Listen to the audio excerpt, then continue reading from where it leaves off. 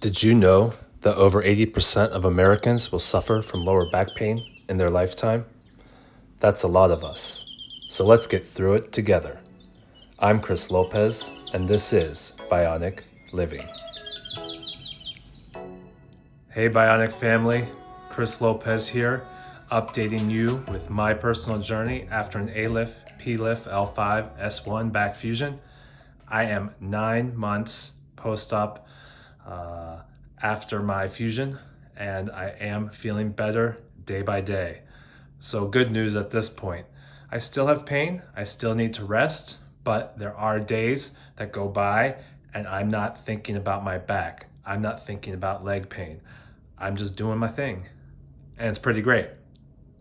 This is anecdotal information about my personal experience after major surgery. This is not medical advice, but I hope this information gets out there to my family, Bionic family, who's in the same struggle, the same success story as me, and gives us a platform to commiserate, to educate, and to propagate things that we can do to get better and make our lives more enjoyable, more active, and just overall giving us a high quality of living. So lately I've been receiving some comments. Thank you for reaching out. And I'm gaining more subscribers. So hopefully those are you out there that have had surgery, gonna have surgery, just dealing with chronic pain, and I hope you're getting better. So please like and subscribe to my channel and this video, and we'll keep pushing through with this content to get you information that you need, to give you content that makes you comfortable with what you're doing with your pain and struggles. So with the comments, I've had some questions, and there's 3 main questions that have repeated themselves, and I'm gonna cover those today. I'm also gonna dig a little deeper into meditation because y'all, a few videos back, I posted about meditation, the Headspace app, and I asked some of you to be my buddies. No one's done it. Are you meditating? Now, I'm not talking about religion. I'm not talking about prayer. Now, if you're doing that and that's part of your life, great. God is good, and I think it's important to have any religious background that you may have already practiced. Meditation is different from that. This is a different practice, and I want to give some scientific reasons why you should do meditation when suffering with chronic pain. But first of all, the 3 questions at the end of this video that I'm going to answer are these. Number 1, when I go hiking and I wear a pack, how heavy is that pack? And have I been able to wear a pack when hiking yet? I'm 9 months out. Number 2, am I able to lift heavy weight? This is a very, very common question, and I'm going to cover it. Number 3, can I run? Have I tried running? And when will I be able to run again? So stick around to the end of the video. I'm going to get into those questions and give you those answers. But right now, we're going to talk a little bit more about meditation and its effects on chronic pain. Does meditation help with chronic pain? It does for some people. In 2018, a study of meditation, mindfulness, and the brain suggested that in the long term, meditation can change the structure of your brain. The resulting change in the cortical thickness in some brain areas make you less pain sensitive. The neural mechanisms that meditation modifies are different from those used by other techniques. For an example, in 2012, a study determined that meditation promoted cognitive disengagement and an increased sensory processing of actual pain. Meditation also induces the body's own opioid system. A very small, randomized, double-blind study in 2016 used the opioid blocker naloxone, or a placebo, and studied pain reduction with meditation. The group with the placebo experienced significantly less pain than the group with the opioid blocker. I mean, we don't even need medications. But for these specific reasons, and with my own personal experience with meditation, it has revolutionized my life. I'm not gonna lie, over the past month, I have been lacking in my meditation practice, but this morning I took 10 minutes. 10 minutes. I did it through YouTube. I just found a 10-minute calmness meditation video. Sat there and followed along. I do try and sit down with my legs crossed, lifted on cushions that you might have seen before in a previous video, but you can lay on your bed, you can sit in a chair. So there's types of meditation. There's mindful meditation. This helps manage stress, anxiety, and pain. You can do this by yourself or with a guide. Basically, you quietly concentrate on your thoughts without passing judgment on them.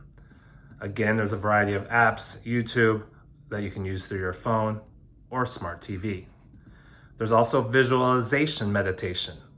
Visualization, I can't say that word, but it's a type of meditation.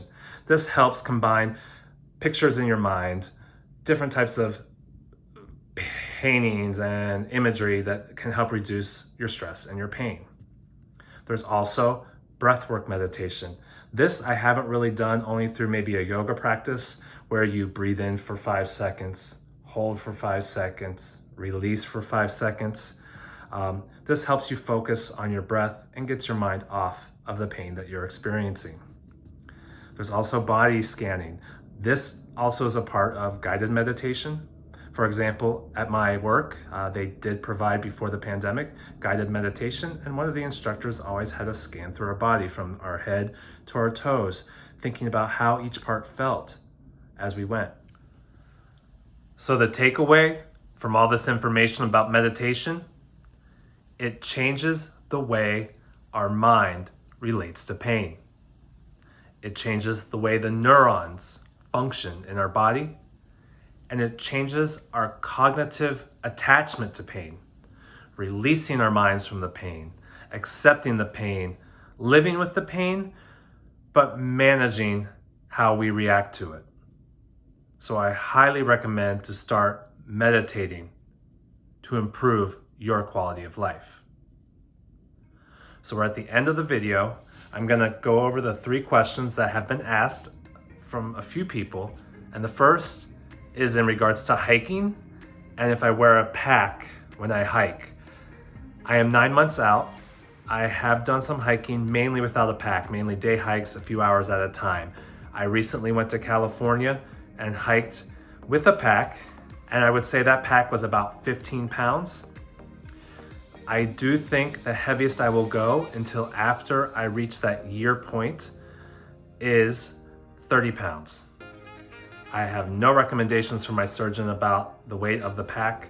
I'm just going off my own body and how my body feels and what I am comfortable doing.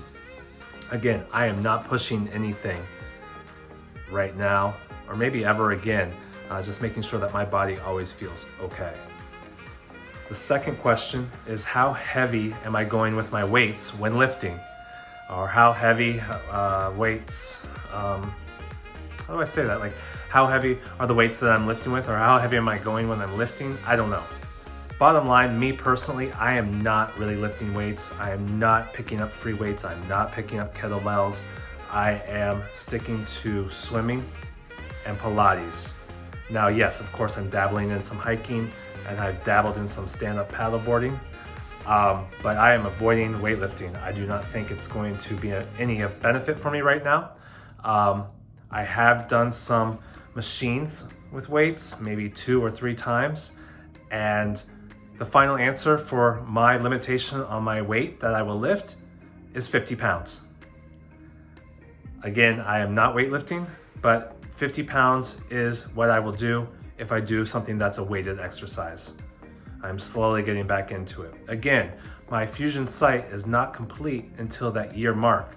So the surgeon at 6 months released me with all limitations and did state that it's that year when I have complete fusion. So use pain as my guide and don't overdo it. So even at work, I'm not wearing lead aprons. I'm keeping weight off my body and letting that fusion site continue to solidify. The final question that I've been asked a few times is, can I run? Have I ran? And when will I be able to run? Unfortunately, with this question, I'm not going to be of much help because I am avoiding high impact activities because of a precluding surgery that I had. I had a hip replacement with a revision. So that surgeon does not recommend me to do anything high impact or running. Now I'll run if I need to get out of the way of an oncoming vehicle, but I do not run, nor do I plan to start running for exercise anytime soon.